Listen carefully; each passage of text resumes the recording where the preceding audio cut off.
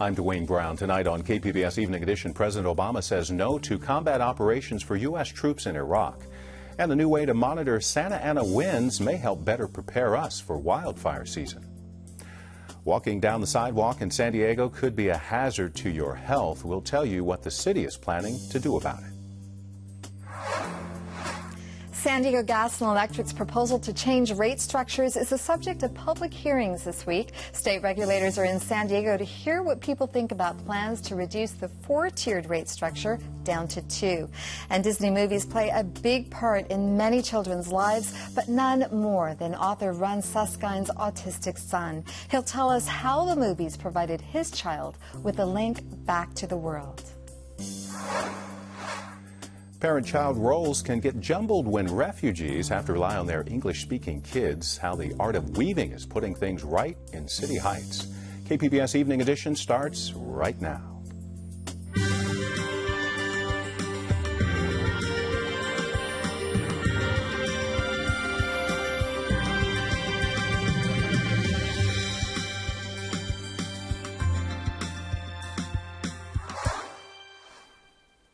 Hi, good evening. Thanks for joining us. President Barack Obama has repeated his pledge he won't launch another ground war in Iraq. He met with military leaders today at U.S. Central Command in Florida, then addressed troops at MacDill Air Force Base. Obama insisted there will be no U.S. boots on the ground in Iraq as they fight against the extremist group Islamic State. But I want to be clear. The American forces that have been deployed to Iraq do not and will not have a combat mission. They will support Iraqi forces on the ground as they fight for their own country against these terrorists. As your commander-in-chief, I will not commit you and the rest of our armed forces to fighting another ground war in Iraq.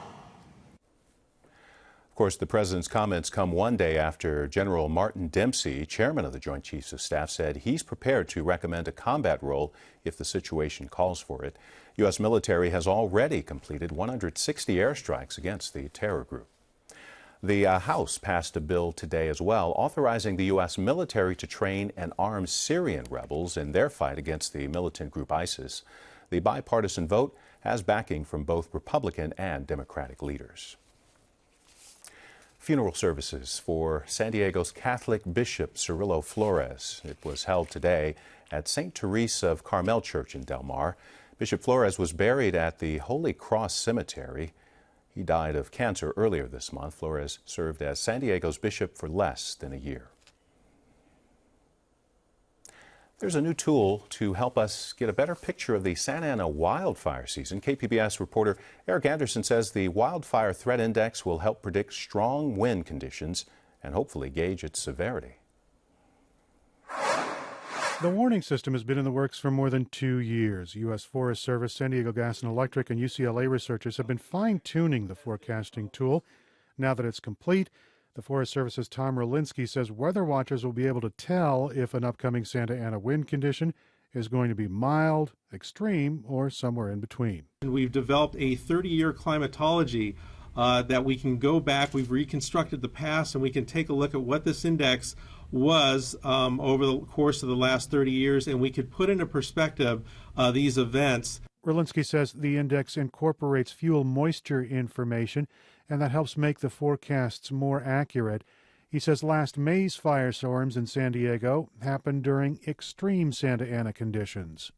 And so this tool will sharpen researchers' ability to look at a Santa Ana condition and gauge its severity. That will allow public safety officials to plan better. Bob Bell is a fire chief with the U.S. Forest Service. For the fire managers, it's something that we can utilize, whether it's the local government, state, or the federal agencies, to be able to better prepare, whether it's through pre-positioning of resources, increased staffing, or just movement of resources around Southern California in preparation of the prediction of the severity of each Santa Ana wind. But the map is also available to the public. Anyone can log on to the website www.santaanawildfirethreat.com and see the forecast. Eric Anderson, KPBS News.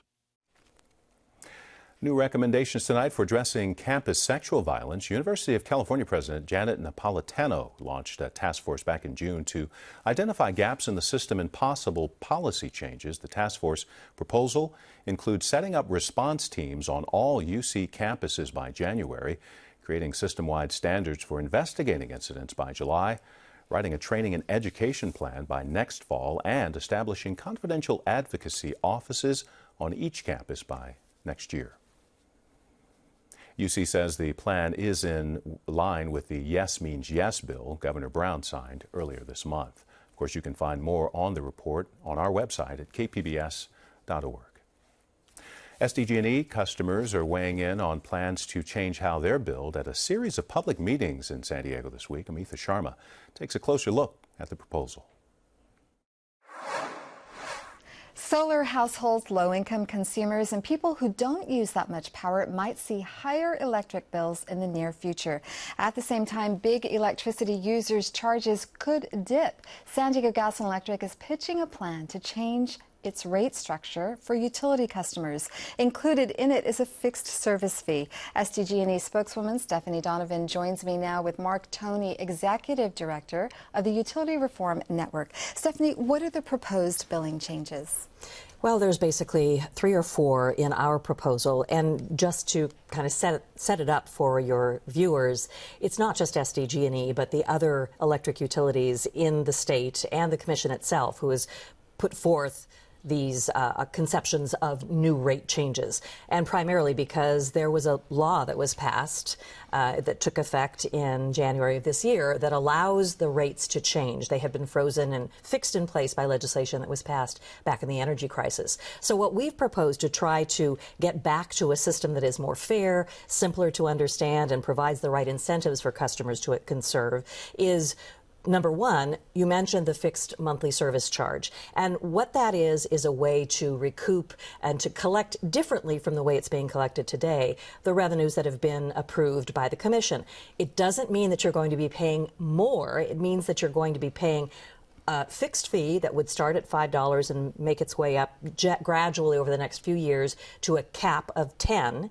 And then the cost per kilowatt hour for your rates would be reduced by the same amount. So really, if you think of it as a balloon. You squeeze a balloon, it gets bigger over here, it gets lower down or smaller down here. That's what is happening. The revenue amount will stay the same. The utility will make no profit or no additional revenue as a result of that charge. The second thing we want to do, again, as I say, to make things simpler. Right now we have 4 tiers. We want to shrink those 4 tiers back to 2, which is what we had before the energy crisis, and reduce that gap between the lowest cost and the highest cost, which now is 136%. We'd like that to get back down to a manageable, reasonable 20%. We also are proposing to, of course, comply with the legislative mandated reduction in the CARE discount. That's the discount that has been in place for a number of years for low-income customers, but it's essentially, effectively, 41% today, and we are going to get it down within the range of 3 to 35% gradually over the next several years. So how much are rates expected to rise by?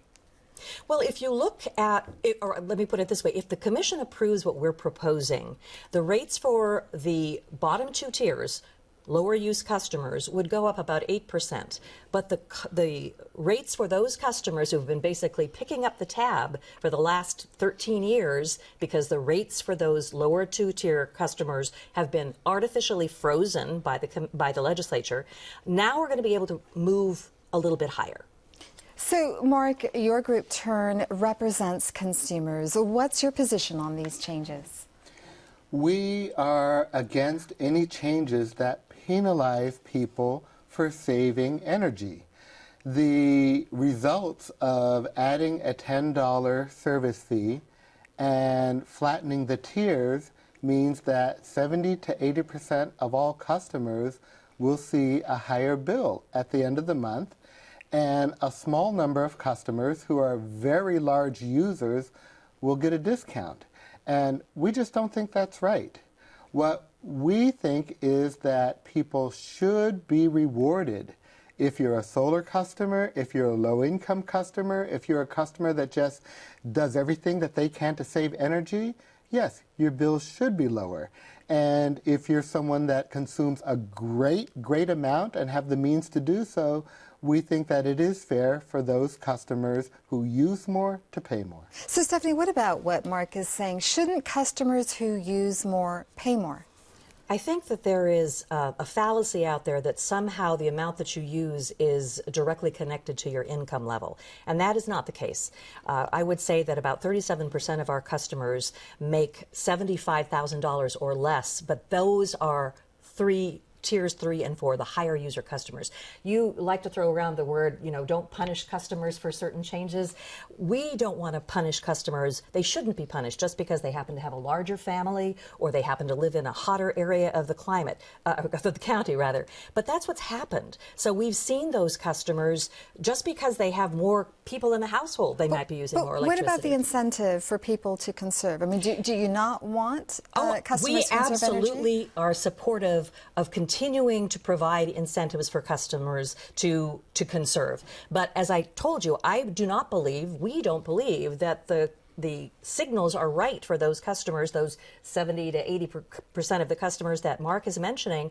They aren't getting the incentives to conserve. They have had an artificially low bill for years, and now it's time to level the playing field. So, Stephanie, what does this proposed change to the rate structure do for SDG&E's bottom line? It really is going to be revenue neutral, because we're asking all of the customers to share equally in the costs to support the grid, primarily to recover fixed costs, which are 80 to 85% of what we are seeking to recover. Stephanie is correct that the overall revenue that's collected by San Diego Gas and Electric is going to remain the same. There is no additional revenue being collected. But the proposal is to change how much different people pay, and there are going to be winners and losers. And the losers are going to be people who are low and moderate energy consumers. The winners are going to be the very highest. Now, on the time of use proposal, the proposal to charge more during the hottest parts of the days, that is going to cause summertime bills to really go high in hot climates. Mark, Stephanie, we've got to leave it there, and I just want to let our watchers know that there is a hearing in El Cajon tomorrow on this very topic. Thanks so much. At 2 and 6:30 p.m. Thanks so much for coming on the program. Thank you, Amitha. Halfway done with a survey of city sidewalks, and more than 39,000 tripping hazards have been identified. San Diego started mapping sidewalks in early January. So far, about 3,100 miles of pavement have been done. Call that some joint damage?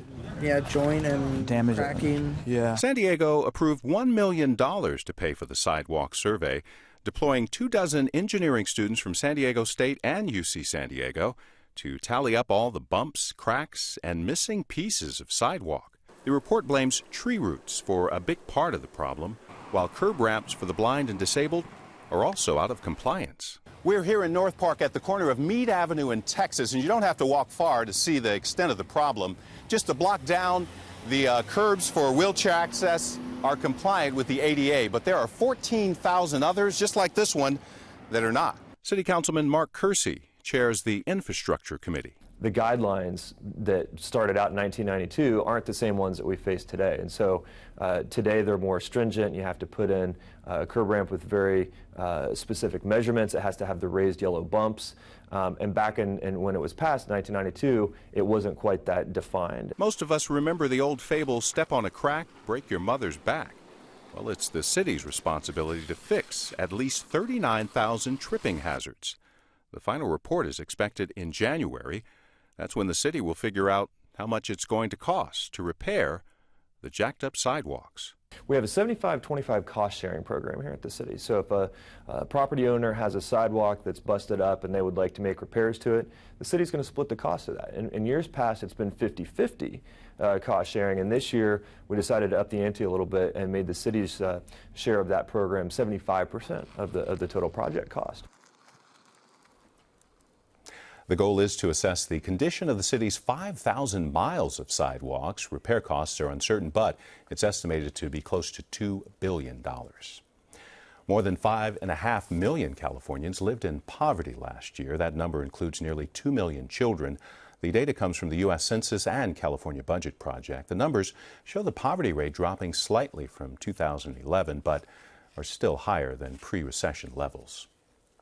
Former San Diego Charger Junior Seau has been nominated into the NFL Hall of Fame. Seau was among 113 nominees for the class of 2015. Of course, he spent 20 years in the NFL, 13 as a linebacker for the Chargers. He committed suicide in 2012. An autopsy found Seau had a chronic traumatic brain injury. His family is currently suing the NFL. The Mountain West Athletic Conference is honoring Padres great Tony Gwynn, naming its Player of the Year award after him. Gwynn died in June after a long battle with cancer. He was head coach of San Diego State's baseball team from 2002 until his death. In addition to the award, conference teams will wear TG logos on their uniforms.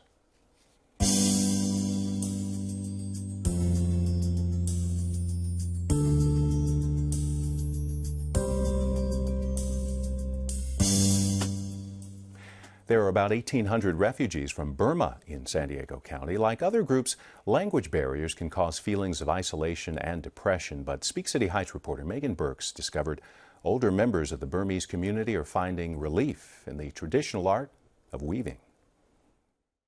At the Karen Organization of San Diego offices in City Heights, refugee youth from the Karen region of Burma keep close to their roots by learning to weave as their mothers and grandmothers did. 22-year-old April Mu and her family came to San Diego from a refugee camp in Thailand 6 years ago and settled into a furnished apartment. I remember we were so excited because, the building and all the utensils, in the kitchen and the bed, the couch, those are brand new to us. I have never seen that before except in the movie. Karen rebels have fought for 65 years for greater autonomy from the government in Burma, which is also called Myanmar. Mu's parents fled the violence in 1983. Mu was born in the refugee camp and stayed there until she was 15. Living in camp, it's so hard because, you just live your life like the bird in the cage. There's no way out. In San Diego, Mu felt her wings spread. She became the first in the local Karen community to graduate high school and pursue a college degree. But Mu says that bird in the cage feeling doesn't go away as easily for Karen parents and grandparents here. Children are faster learners in English or anything, and sometimes it's kind of hard for the parents. Many refugee parents end up relying on their English-speaking kids to take the lead in parent-teacher conferences, doctor's appointments, and errands. Mental health professionals say the result is linguistic isolation and often depression and anxiety. That's why the Karen organization enlists as instructors for its weaving class Karen elders who have shied away from other kinds of community involvement. Once a week, the young students carry their handmade looms into a small classroom where the elders can take the lead. Organizer Grace Michael calls the program homespun. I imagine that when they go out in the world and are trying to, navigate life here in the States, they're probably feeling a lot more lost and confused. So it's probably nice to come into a space like this where it's like, okay, yeah, this is something that I know how to do and I'm good at. The technique involves tamping alternate colored string into a tight pattern. Unlike standing looms, the Karen attach their base string to a heavy object, in this case folding tables. They wear the other end of the apparatus around their waists, usually with a belt made of repurposed rice bags. A collection of wooden dowels from a craft store separates layers of bright string to set the pattern. This would have been a really thin twig of bamboo or some other natural wood, and same with the PVC pipe would have been bamboo. Michael says she started the program with the intention of setting up a micro-enterprise opportunity for Karen women to sell their tapestries. It's not there yet, but Michael says it's empowering the women in other ways. This is a place where there's a lot of acknowledgement of the fact that the elders have something to teach, and they are in this space treated as the wise ones, you know, treated as the ones who have knowledge and skills. Michael says she's only recruited a few women as regular instructors so far. I think it's still a barrier. Like, it's hard to get them out of their homes, but the ones who have been involved, I think they've been really gratified. And there's an added benefit, a sense of calm for their young students who take on responsibility and stress early to help their refugee parents. The traditional mother-daughter relationship may be reversed sometimes, but for at least an hour a week during weaving class, everything is in its right place. Kids as learners and elders as teachers. Megan Burks, KPBS News. A new book reveals the struggles a family faced after finding out their son had autism, but there were also triumphs. Amitha Sharma tells us how the boy learned to reconnect using Disney movies. Parents know only too well how tough it can be to tap into an autistic child's feelings and draw them out of an insulated world. Well, Pulitzer Prize-winning journalist and best-selling author Ron Suskind's new book, Life Animated, A Story of Sidekicks, Heroes, and Autism, describes how Disney movies awakened his child's emotions. Ron, how did you discover that a Disney cartoon could have an effect on your son, Owen? Utterly inadvertently. To our surprise, Owen is a late onset autism kid. That means he's chatting away at 2, I love you, let's get ice cream. And at 3, he lost all speech. He regressed back to a place where we couldn't touch him. He wouldn't make eye contact. There was no language. What we found, though, is the one thing he loved before and after the onset were the Disney animated movies. He's 23 now, so there was Little Mermaid, Beauty and the Beast, and Aladdin. He watched them with peculiar intensity. It seemed to be the only thing that settled him.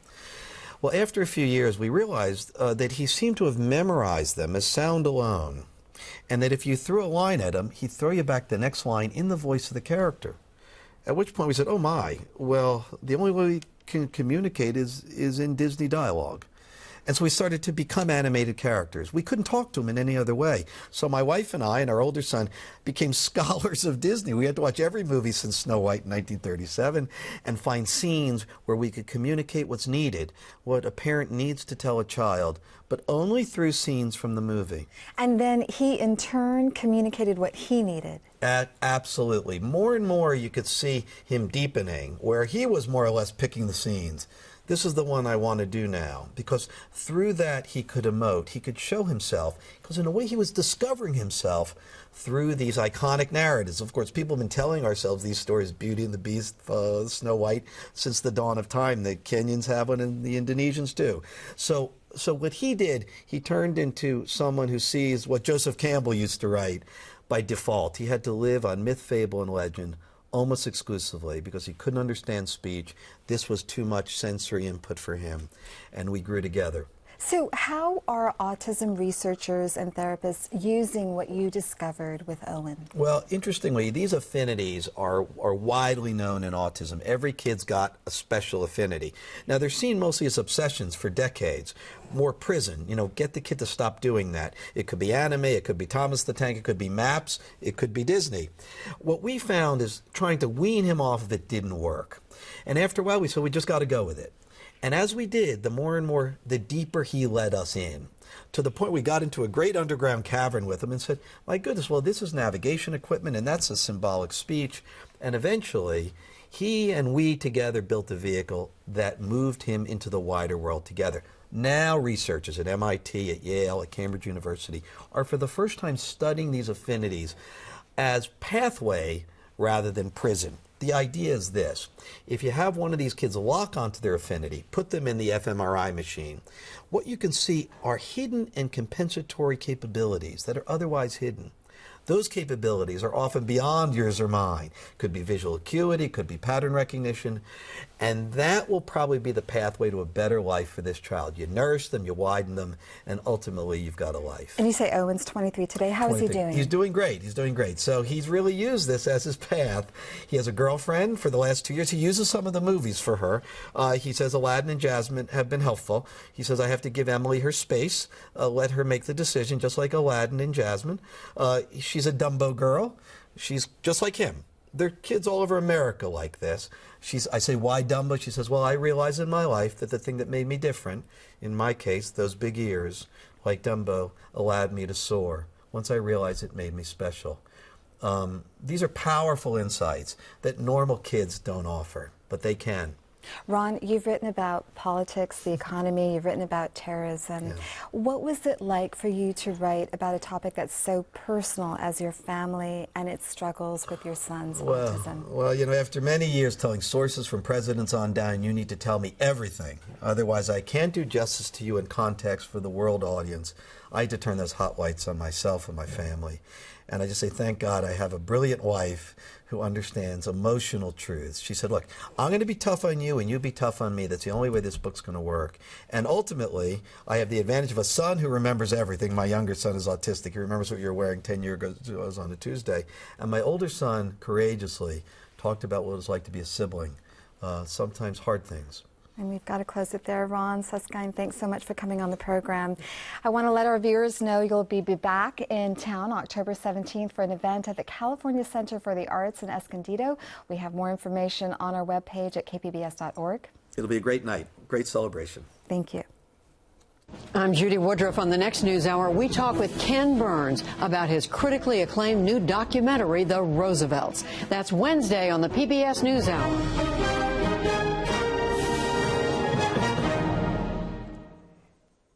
Some gradual relief in the forecast through Saturday. Clouds along the coast, temperatures falling back into the 70s on Friday and Saturday. Warmer, though, inland, with a high of 86 tomorrow, dropping to the low 80s on Saturday.